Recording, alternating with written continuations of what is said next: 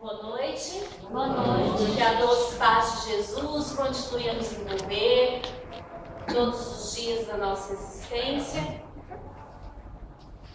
Uma passagem do Evangelho segundo o Espiritismo, no capítulo 6, Consolador Prometido.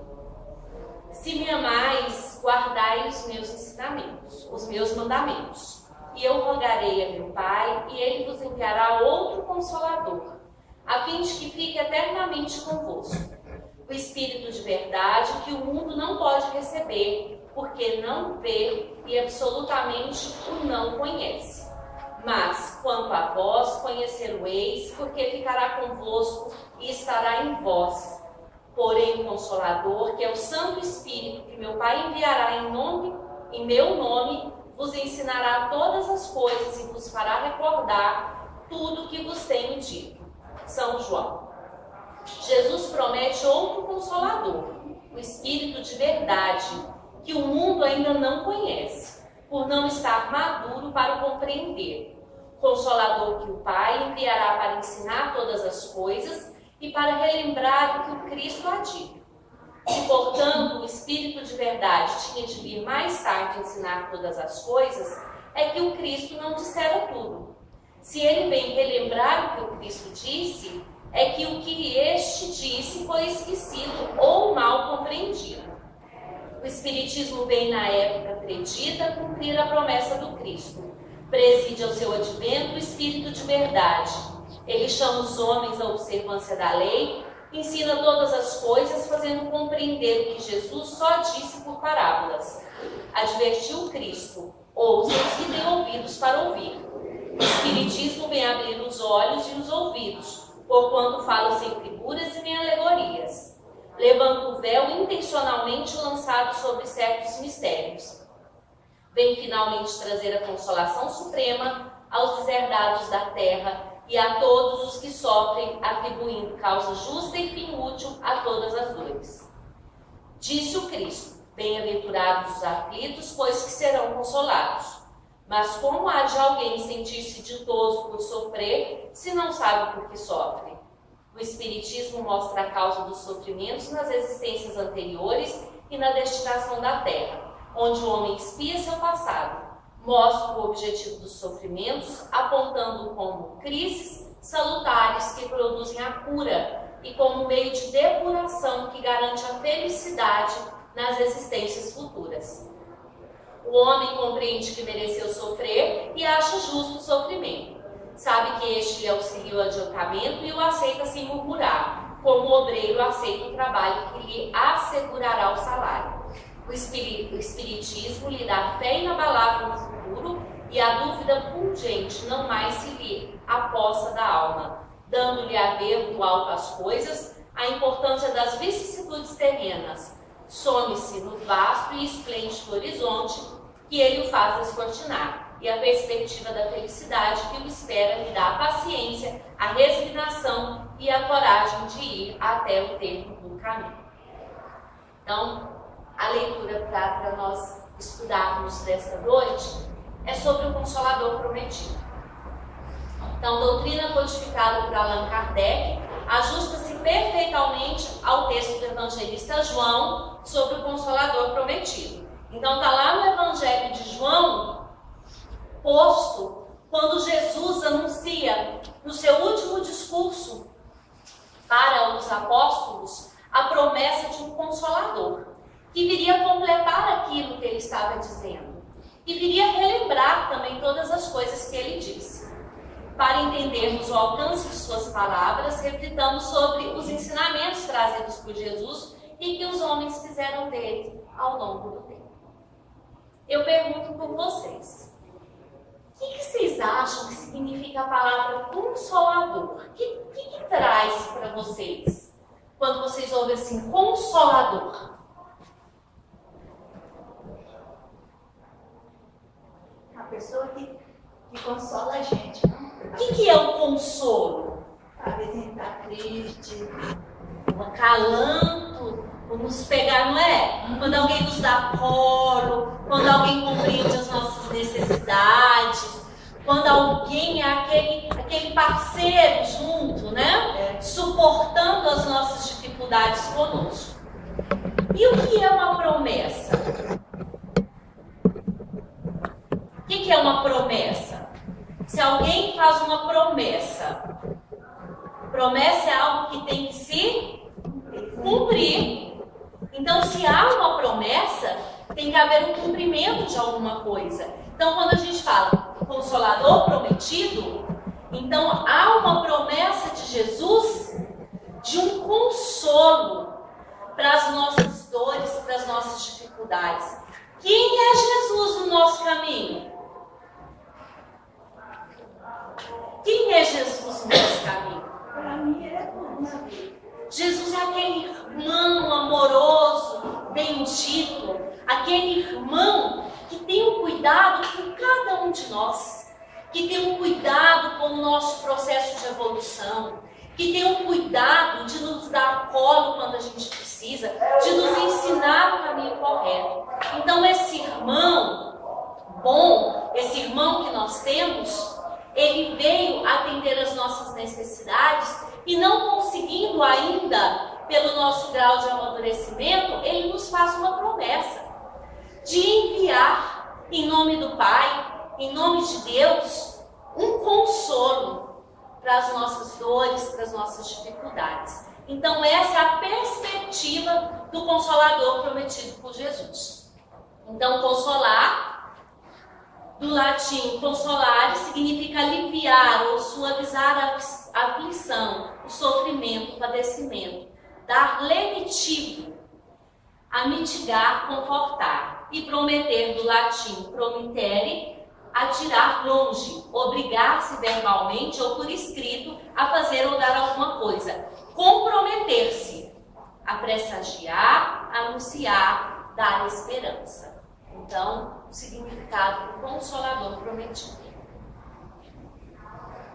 Como que está posto o texto evangélico quando Jesus faz a promessa do Consolador? O que Jesus disse quando ele se refere ao Consolador? Ele diz: se vós me amais, guardais meus mandamentos. Primeira coisa que ele diz. Se me amais, se me seguis, guardai os meus mandamentos. Guardai os meus ensinamentos, guardai aquilo que eu vim vos ensinar. E eu pedirei a meu Pai, e Ele vos enviará um outro Consolador, a fim de que permaneça eternamente convosco. Então, naquele momento em que Jesus já se despedia dos seus apóstolos, Jesus já pronto para a sua partida do planeta, Ele faz a promessa de um Consolador, que não mais partirá, mas que permanecerá conosco para sempre. O Espírito de verdade que o mundo não pode receber, porque não o vê e não o reconhece. Olhe aqueles que têm olhos de ver.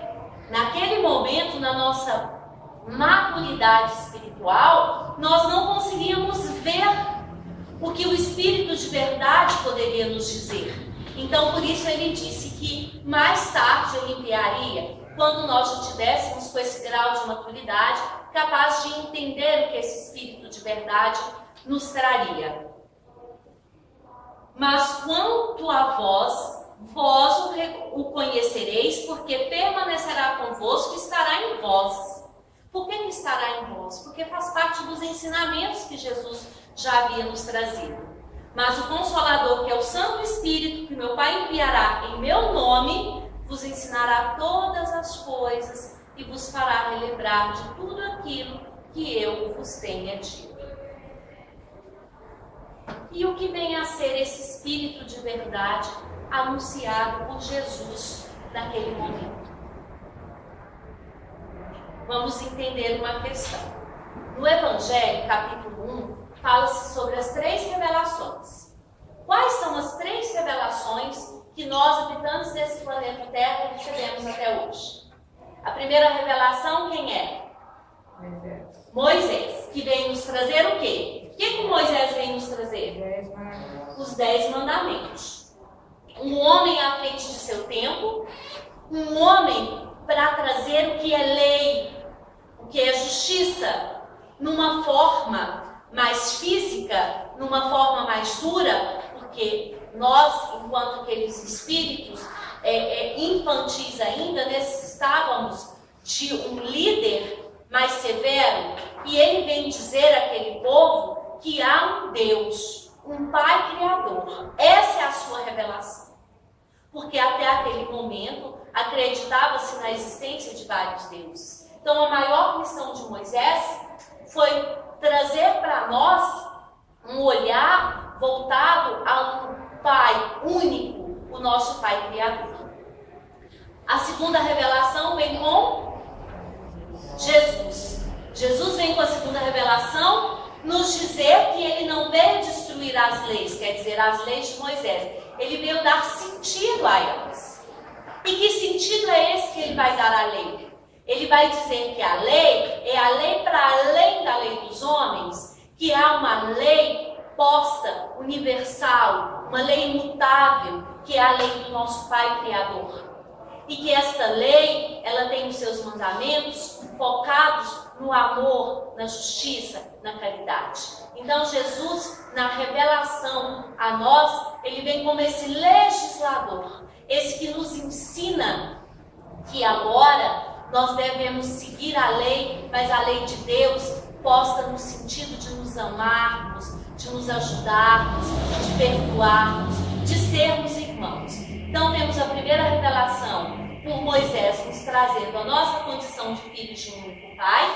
Temos a segunda revelação de Jesus nos trazendo a nossa condição de irmãos, de nos suportarmos, de nos auxiliarmos, de nos amarmos. E a terceira revelação vem pelo Espírito de verdade.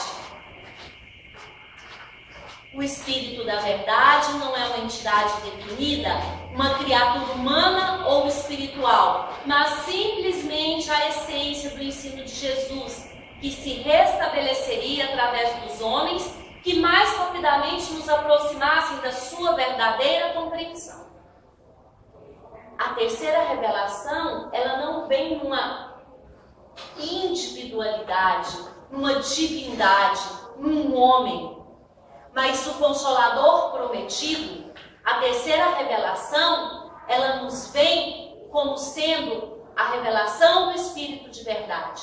E quem é o Espírito de verdade, a não ser a falange de espíritos superiores que nos acompanham juntamente com Jesus e querem nos mostrar o caminho do nosso processo da evolução. Então não mais se volta a revelação trazida por um ser individual, mas por uma falange de espíritos, por isso chamado Espírito da Verdade. Qual é a visão geral do cristianismo? Então nós vamos retornar e pensar que o cristianismo ele está sentado na vida e obra de Jesus Cristo, correto? Certo? Sim. Cristianismo. Eu sou cristão se eu creio e sigo os ensinamentos de Cristo.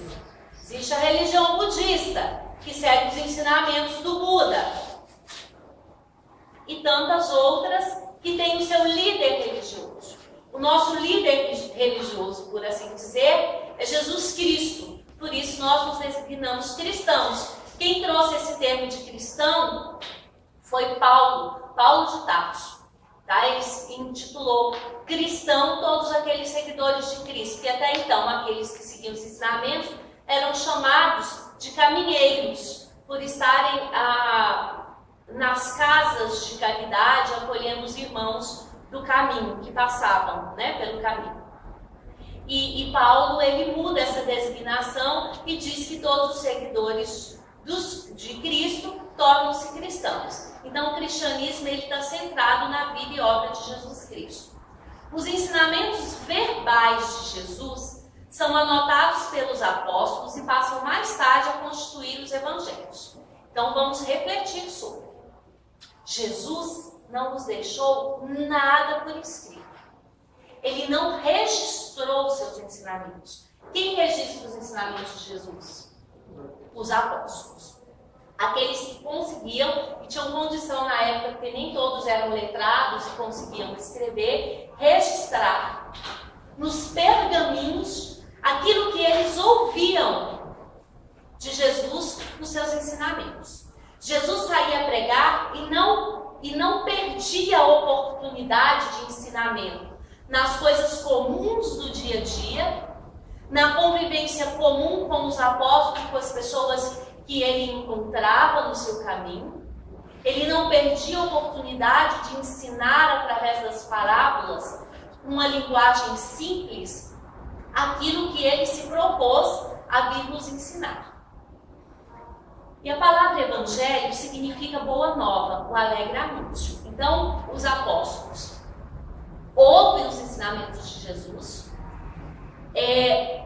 conseguem organizar esses ensinamentos que eles ouviram de Jesus e intitulam de evangelho, que é a boa nova. 4 dos apóstolos fizeram isso: Mateus, Lucas, Marcos e João. Então nós temos 4 evangelhos, cada evangelho com a interpretação de cada um, com o que ouviram e com o que entenderam. E o que acontece? O evangelho nasce então no meio dos livros sacros do Antigo Testamento. Por que ele nasce no meio dos livros sacros do Antigo Testamento? Porque quem era aquele povo a quem Jesus conviveu? Quem eram eles? Os judeus. A quem os judeus seguiam? Os ensinamentos de quem? As leis mosaicas, Moisés. As mosaicas. As leis de Moisés. E as leis de Moisés estavam contidas no Antigo Testamento, junto com outras revelações.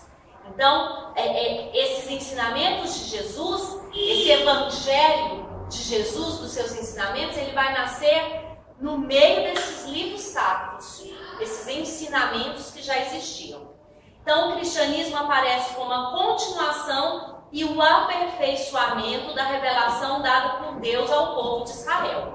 Então, o povo de Israel se apropria daquele cristianismo como continuidade dos ensinamentos de todos aqueles que passaram e estavam contidos no Antigo Testamento.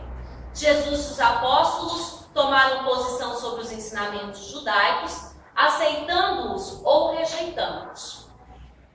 Os próprios apóstolos de Jesus, após a sua passagem pelo planeta, eles vão adequando alguns ensinamentos de Jesus por conta da perseguição que sofrem, adequando os ensinamentos de Jesus àquilo que já era posto na lei mosaica. Então, muitos apóstolos, eles começam a desvirtuar algumas frases, alguns ensinamentos, adequando a lei posta. Então é importante a gente entender essa passagem. E o que falar sobre os dogmas criados então? Aí o que acontece? Funda-se o cristianismo, uma religião que surge então com uma força muito grande, um perseguimento a esses cristãos, que logo mais também é dominado.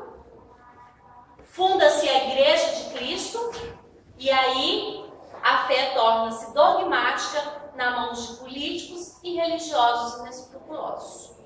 Então eu pego todos os ensinamentos de Jesus e adequo as minhas necessidades morais da época, sociais, e a minha condição do que eu vou tirar vantagem para mim. Para ganhar os céus, os cristãos tinham que passar a se confessar das suas culpas, pagar as indulgências. Então, o dinheiro ele passa a ter um peso muito grande, a igreja vai se tornando muito rica, e cada vez mais rica, mais dominante.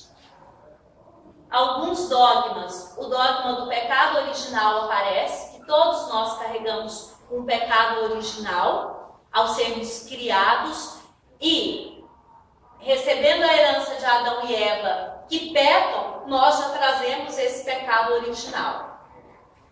O dogma da infalibilidade papal, então o Papa não fale, ele é o representante de Deus na Terra, ele não é um ser falho, ele não fale de forma nenhuma. O que se diz, o líder religioso da Igreja Católica, que nesse instante é a representação da religião cristã, que é a representação dos cristãos, ele é o ser supremo e todos obedecem a essa figura papal. E o dogma da Santíssima Trindade, né? Pai, o Filho e o Espírito Santo. E no meio desses dogmas e diante de perseguições religiosas, diante de imposições religiosas a favor do entendimento e da condição moral daquela época, o que vai acontecendo com os ensinamentos de Jesus? Deturpado, vai se perdendo, vai se transformando ao interesse dos homens. E qual vem ser a missão do Espiritismo? Nós temos nesse contexto histórico o aparecimento depois do protestantismo por Lutero, a perseguição da Igreja Católica aos protestantes, porque não se queria dividir poder religioso, cristão era só católico, então eu não posso aceitar uma outra linha de cristianismo, então há uma perseguição aos protestantes. Depois eles se firmam também como cristãos, mas focados também no seguimento da Bíblia e dos 4 evangelhos, nessa interpretação não tão dogmática quanto a igreja, mas na interpretação também dos homens. E nós trazemos a terceira religião, que é a religião espírita dentro das cristãs, que nós temos essas 3 religiões, o catolicismo, o protestantismo e o espiritismo, que representam a religião cristã. E qual é o papel do espiritismo dentro da religião cristã? O espiritismo vem abrir os olhos e ouvidos, porque fala sem figuras e sem alegorias. Ele rompe com os dogmas, com as figuras, ele rompe com essa questão do pecado original, ele rompe com aquele ser irmão nosso, encarnado aqui neste planeta como uma figura de superioridade. Todos nós somos iguais, todos nós estamos em processo de evolução. Ergue o véu deixado propositadamente sobre certos mistérios. Então o Espiritismo, ele vem, como disse Jesus quando ele nos promete o Consolador, que ele viria relembrar o que foi ensinado. Então ele vem romper com todo esse desvio dos ensinamentos de Jesus até então ocorrido com o cristianismo implantado pelas outras religiões, e ele vem nos ensinar aquilo que nós não tínhamos condições de aprender. Então ele ergue o véu deixado propositadamente, porque naquela época nós não conseguíamos entender, e vem trazer consolação aos deserdados da terra e a todos aqueles que sofrem, dando uma causa justa e um fim útil a todas as dores. Então vem encerrar e definir aquilo que Jesus veio nos dizer das bem-aventuranças, porque até então não havia sentido nas bem-aventuranças. Por que ser bem-aventurado para sofrer? Por que sofrer? Se eu carrego o pecado original, se eu sou um pecador desde quando eu nasci, e se eu tenho a possibilidade de uma única existência de ser bom e ser ruim, e ser condenado ao fogo eterno ou ao céu eterno. Então o Espiritismo ele vem romper com essas questões e trazer a figura não mais de um Deus punitivo, de um Deus que castiga, de um Deus rígido, que nós tínhamos medo, pavor, éramos obedientes a esse Pai, mas nós não o amávamos. Nós respeitávamos a sua lei e temor ao que ele pudesse nos fazer, ao temor aos seus castigos. E o Espiritismo vem ressurgir uma palavra para nós chamada amor, Nós respeitamos a lei do Pai porque nós o amamos. Nós respeitamos a lei do Pai porque nós os amamos enquanto irmãos. Então, ressurgir a palavra amor dos ensinamentos que Jesus nos diz. Porque ele disse em amor o tempo todo. Ele disse de um Pai amoroso. E esse Pai amoroso foi desvirtuado pelos dogmas implantados pela igreja. Vem trazer consolação aos... já falei esse. Debruçando-nos sobre o princípio da reencarnação, encontraremos explicações para todos os nossos sofrimentos. Então, a causa das nossas dores, elas estão ou no nosso passado ou no nosso presente. Foi numa outra encarnação ou foi nessa encarnação que eu não fiz algo adequado e a dor vem para me melhorar. A dor vem para resgatar o mal que eu pratiquei outrora. Então a dor, ela passa a ser vista como necessária, não mais como punição de erro, mas como professora a nos ensinar. Por isso, o Espiritismo ser consolador. Ele nos consola, ele nos dá colo, ele nos dá entendimento. E nos diz que as nossas dores são passageiras, necessárias e passageiras. Que nós evoluímos pelo amor ou pela dor. Quando não conseguimos ainda amar, que a dor aparece nas nossas vidas como aquela que nos ensina essa condição divina, que é de seres capazes de amar, de perdoar. E qual o papel de nós espíritas dentro da terceira revelação, dentro do Consolador prometido? Como nos comportar como cristãos e como espíritas? Não dá para dizer que somos espíritas cristãos se nós apenas ouvimos os ensinamentos, se nós apenas deixamos que os ensinamentos entrem nos nossos ouvidos, toquem no nosso coração, achemos aquilo bonito e depois passa. O nosso papel enquanto espírita é o de vivenciar o que é o cristianismo. É de nos dar oportunidades diárias de mudança, de nos reconhecer como criaturas criadas pelo amor de Deus, capazes de amar, capazes de ser diferente, capazes de ser superior àquilo que eu sou hoje, capaz de mudança, capaz de sair do estado fixo em que eu estou. O nosso papel enquanto espírita é de ter uma fé raciocinada, de questionarmos, de buscarmos o verdadeiro esclarecimento. E através dos nossos olhos bem abertos, tendo os olhos para ver qual é o caminho da verdade pronunciado por Jesus e comprovado pela doutrina espírita. É um pouco mais demorado, não? Porque tem pouquinho, né? Mas eu já vou terminar. O Espiritismo responde a todas as nossas dúvidas. Quando vocês vêm ao centro, quando vocês estão aqui, ou das palestras, nos estudos, quando vocês leem um livro, a religião espírita, ela responde a todas as dúvidas de vocês?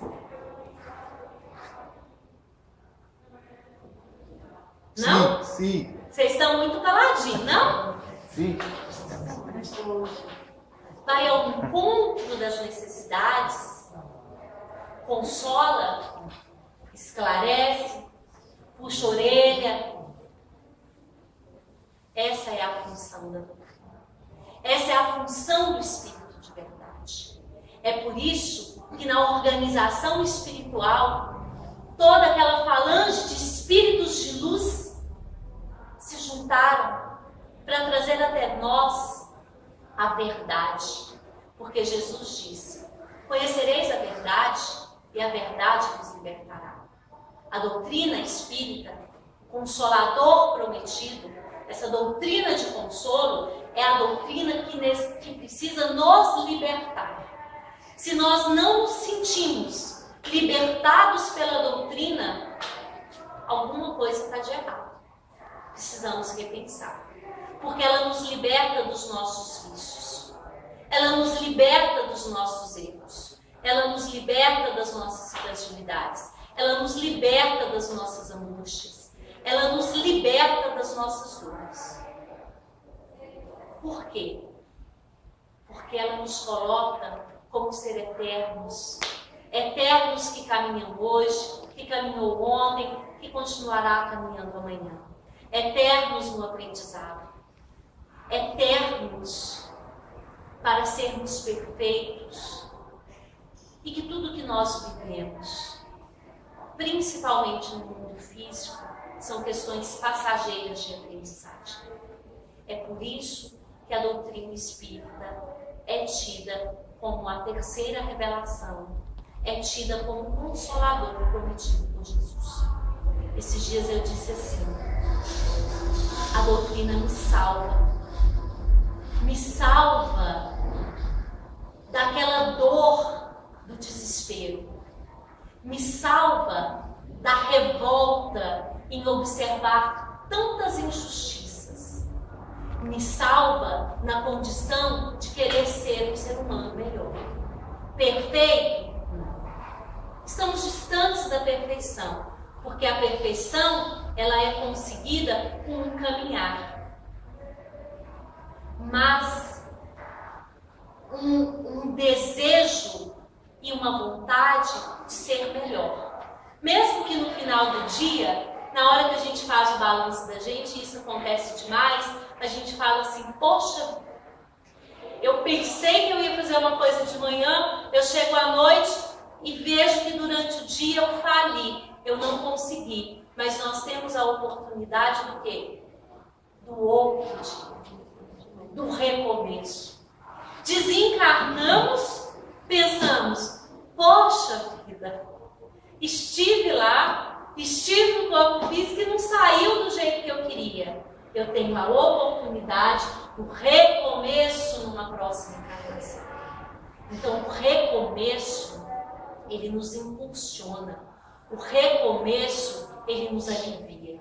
O recomeço, ele nos consola. O recomeço nos dá a oportunidade de sermos esses filhos amados por Deus. Que Jesus possa continuar com a sua luz, com a sua paciência, a conduzir os nossos passos, a nos auxiliar, e que a palavra de Jesus esteja sempre presente nos nossos corações, comandando a nossa forma de agir, a nossa forma de pensar e a nossa forma de nos propor a refazer o que nós temos que refazer todos os dias.